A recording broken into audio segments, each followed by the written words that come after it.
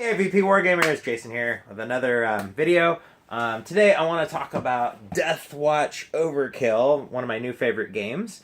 If you like Spacehulk, this is definitely the game for you because it's a little bit easier. Compared to Spacehulk, if Spacehulk's the top board game out there, I would say that this would be the second in command to Spacehulk. Again, it's set in the 40k universe. It's comes with a ton of miniatures, the board game sections, a very simplified rule book to where you can actually play 40k without a ton of rules bogging you down. So yeah, I'm going to show you a little bit more about it. So the way this game is played, it's mission based. You have your rule book with backstory on all the different characters in the game, very simplified rules on how to play, and then it has a bunch of missions. And these missions are so cool. They're way different than Spacehulk. These are open arena kind of style missions with the board sections. So when you build your board, you can build it like that or in a row, different ways like that. And you get these really cool options on how to play. So anyways, we'll go back to the rulebook really quick. So you got a bunch of missions. It looks like we have about a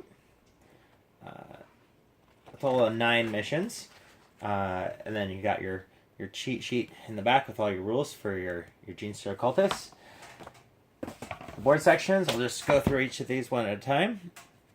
They're double-sided, and the cool thing is some of them have these cracked kind of open areas that are dangerous to walk over. Your characters can jump or leap or do whatever to try to get across these sections. But if they do, they have to roll a dice, and roll a 1, they take a wound. Now, an interesting thing about this game is it is 2 players, unless you want to share some of the Marines with your friends, and then you could have more players if you'd like. But the one character plays the Genestealer cultist group, which is kind of like the DM of the game. He's the one that's going to be bringing in the monsters from all the different checkpoints and trying to take out the Marines. While the Marines themselves are super tough and formidable foes that each have their own unique abilities. So let's get into what all the characters do. Okay, so first of all, the way you play this game, the Marine player has these cards. One side has your rules, and the other side is the same, but it says wounded. Now, these cards get chosen at the beginning of each game, and depending on the mission, it tells you how many Marines you can choose from. So there's an infinite way to play this game with different team-ups of these different Marines. You're never going to play with all of them all at once. You've got a lot of different unique abilities. You've got 2 jump pack Marines here. Like this one, he's super good in close combat, but he can only kill 1 guy at a time. And then you got this guy, who's a little bit more versatile with his hand flamer. He can take out more troops, and he has the fast movement, but he's not as good in close combat. And you've got your librarian character, who has psychic powers and different things that he can do. You have your fast attack choice. You got this bike, which actually includes this little raven that I'm going to magnetize right there, right on top, which is pretty. You also have your little fallen dark angel looking guy here. Now, each one of these miniatures, again, they have very unique special abilities, and for the Marines alone, you get the frag cannon, you get your fast attack choices, you get your little close combat unit here. Here's your Space Wolf. You got a chaplain, and you even have this really awesome Terminator with all these extra options to it. So really cool. Now, each one of these characters, again, if you look at this sheet here, you have your different range of your weapons, and the range is determined with this measuring stick. You have your assault range, which is anything in hand-to-hand combat you can attack within this distance. Your combat range, and then your maximum range. So across the board, you could go. You're pretty limited. You can go across a couple board sections there. But each one of these things has different abilities. Now, the different abilities that you're looking at under the special section is things like Blast, which will affect everything on one square of the board. You've got your Cleave, which ignores your armor saves, which is pretty nasty. And then you have Rend, which allows you to take an attack, like with the Spacehulk guy. When he attacks using a Rend, if he's in an assault range, he has 3 attacks, and he can actually spread those across up to 3 enemies. So this shows you how many dice you get, what you have to roll to do anything, and what kind of special abilities they have. So again, very straightforward, very simple. Once one of these Marines gets hit, you flip it over, and they get wounded. And if they take 1 more damage, then they're dead. The bugs, on the other hand, they only have their 3 characters. They have their Primus, the Magus, and the Patriarch. Again, if you're gonna buy this set from Games Workshop, you're looking at $40 or $50 for just these 3 models. And this game sells for about $125, $150, depending on where you get it. And already there you go. There's a third of your value in just these 3 models alone. But you get all these other troops. So, like when I was playing some 40K, like this is almost 1,500 points worth of models already, just in the box. And you got a good start to your Genestealer Cult army. All you really need to do is get a couple tanks, like a Leman Russ, and a couple more squads of Genestealers, which Genestealers come in a ton of different games, like the Lost Patrol, and many other box sets as well have always come with Genestealers. So they're pretty easy models to get hold of. You can go on eBay, get them for pretty cheap. But again, you get a lot of models in this game. Anyways, back to the game mechanics. So the turn sequence is very unique in this game. At the beginning of a turn, you have your Broodmine phase. The Genestealer Cult player, who again is kind of like the DM, he gets to draw a hand of cards. Now each mission has certain kinds of cards they can draw from, and each of these cards have 2 abilities. One is an ambush ability, and the second is a gambit. So when you're the cult player and you've got your hand of cards, at the beginning of the turn you have to figure out which ambushes do I want to deploy during my ambush phase, and what gambits do I want to play throughout that turn. Now, gambits can only be used if you don't use them as an ambush. Now, ambush tells you what models to play. So, like this says, 2 hybrids with auto pistols or 2 aberrants with power picks. So you could choose, a couple of these heavy hitters, the aberrants, which have the cleave ability, which will break right through armor without any saves. So you can either deploy these guys, or you could choose to deploy some of the other models from your game.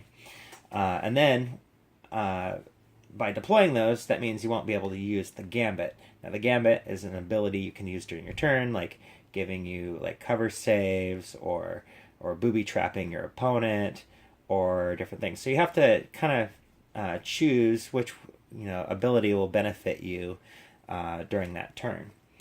So again, first phase is the Broodmine phase. You draw your cards and you play your ambushes, which is you deploy the cards face down. Second is the Deathwatch Commander phase, which you get to move your models, and each of these models has a different speed. So either 3 spaces, 2 spaces, 1 space, or the fast guy can go 4 spaces. Again, a very interesting tactic when you're trying to move these guys around. All right, so you have you move the Marines, then the Genestealers get to move, then the Deathwatch get to attack, and then the Cultists get to attack, and then the Deathwatch get a second attack phase. It's super unbalanced as far as like how that is. The Marines are super overpowered. They can take off handfuls of models at a time with their blast abilities. You just have to roll 1 dice and boom, you can take out a whole squad of 5 guys if they're on one little tile. But the interesting thing is the Genestealer player, you're constantly recycling these models and bringing them in wave after wave after wave after wave, and you only have to kill a couple models of your opponent to win if you're the Genestealer player. But if you're the Deathwatch player, you have to wipe out tons and tons of these bugs to achieve your missions, and keep your guys alive long enough to win the game. Which brings me to one of my favorite missions. The first time I was playing this game with a friend, first couple missions, the Deathwatch player just obliterating the Gene Stealers. It was like they didn't even have a chance. Until we got to mission 4, Exterminatus. Now, in this mission, you have 4 of your Deathwatch guys back here. And only 1 is allowed to die during this game. Because as soon as 2 of them die, you lose the mission. But what you have to do is you have to get from here out this exit. Now, this whole time, the Gene Stealer player is constantly bringing in reinforcements. Now, every time we play this mission, I'm usually the Gene Stealer player, and no matter what Marines my opponent uses, he's always getting right to that last tile, but then he constantly gets swarmed in at the last minute. But he's also restricted with the fact that every 2 turns, a tile section is destroyed as he's trying to advance. So if any of his Marines get left behind, if they're too slow, they'll get annihilated by these tile sections being destroyed. It's very cinematic. It reminds me of the Aliens movie as Ripley is trying to battle her way out as everything's exploding behind her. It's super cool. So we've played this mission a dozen times. The Gene Stealers keep winning, and the Deathwatch always are that close to getting a victory when I finally just swarm them and get some, really good hand of cards. Now, another thing about the wounding, which I forgot to mention, was I did say that Deathwatch, they get 2 attack phases. Now, if your guy is wounded, instead of attacking, they could just heal themselves, like instantly. And the same thing with the Gene Stealer cult player. Even though the Gene Stealer cult player only has 1 attack phase, if one of their leaders gets wounded, they could forego their next attack phase to heal, which still is not as effective as the Marines. The Marines can just keep coming back for more. So it's really interesting gameplay mechanic, and it's really fun. Again, super simple to play. And then you have, when you're ready to play regular 40k, you've got your full kill team of Deathwatch, and then you've got practically your entire Gene Stealer cult army ready to go. Alright, so let's go into the cultists a little bit and some of their abilities. So you've got these hybrids, and they've got the mining lasers. Now the mining laser in regular 40k is okay. It's fairly effective, but it does have the cleave ability in this game, so you can actually, if you actually get a shot off on somebody, they don't get to use their armor save, which is pretty cool. But they'll only work about 50% of the time if they survive long enough. You got your aberrants, which are your big hulky Gene Stealer cultists. They've got power picks and power hammers, and the picks have cleave, but the power hammers, they just have more attacks during the assault phase, and they wound on a 3+. You've got your little autogun guys, which are your fodder. They rarely hit anything. They only hit on 6s unless they're in assault range. They hit on a 5. They don't really have anything special about them. No armor, no nothing. You got your grenade launcher guys. They have a blast ability, so you can hurt more than one Marine at a time. But again, they're only going to hurt on a 5+, on a 6+ if they're in close combat. So they're kind of sucky too, even though they do have the blast ability. Your hybrids with the auto pistols, they're a little bit better in close combat because they do have more combat weapons. All of their armor sucks. It's all a 5+ or a 6+, except for the Gene Stealers. The Gene Stealers, again, are one of your best troop types. You only get 2 of them in this game. They have the cleave ability, so they can rip through armor, and they have 4 attacks during the assault phase. They can move 2 spaces, and again, they have a 4+ armor save. So these guys are really nasty in the game and can take out Marines fairly easy. So it's nice to see the Gene Stealers finally getting their just desserts in a game again. Now your Magus and your Primus, they have a couple special abilities that kind of help out the rest of the brood. But again, their attacks aren't that great. And then you've got your Gene Stealer Patriarch, which has a 3+ attack in the hand-to-hand combat. They have cleave and rend, so he can just slice through your opponent pretty easily. And he's got a bunch of psychic powers too, and a 3+ armor save, and a speed of 3. He's super dangerous in this game, but you're not going to see him in the first few missions. As you play, the missions get harder and harder and harder. So again, I can't say enough good stuff about this game. It's really fun. You've got your teleporter too for the Marines. You can take this with you to get your really super slow Terminator to catch up with the rest of your guys. It also includes a sweet little servo skull model, which is kind of an objective token. During a lot of the missions, you have to go pick this up. But again, it's really cool, super high detailed. The models were easy to build, and it's just again, a really fun game. So again, the negatives about this game aren't much. I guess if you get really butthurt by having your models get killed over and over and over, it's going to be difficult for you to be the cult player, because again, your models are going to just recycle and recycle and recycle the whole game, and you have to just go into it knowing that you're just going to throw handfuls of models at your opponent, and he's just going to wipe them out just as quickly as you put them on the table. However, if you're lucky enough and clever enough, you can get in there and wipe out the Marines if you really use your strategy well. And again, with the Marines, you're going to be playing this game thinking that this is on easy mode until you get swarmed at the last minute. Because again, the Marines are super tough to kill, but once your opponent gets the upper hand, you despair quite quickly as the Marine player when the Gene Stealers come in to wipe you out. So anyways, that's it for Deathwatch Overkill.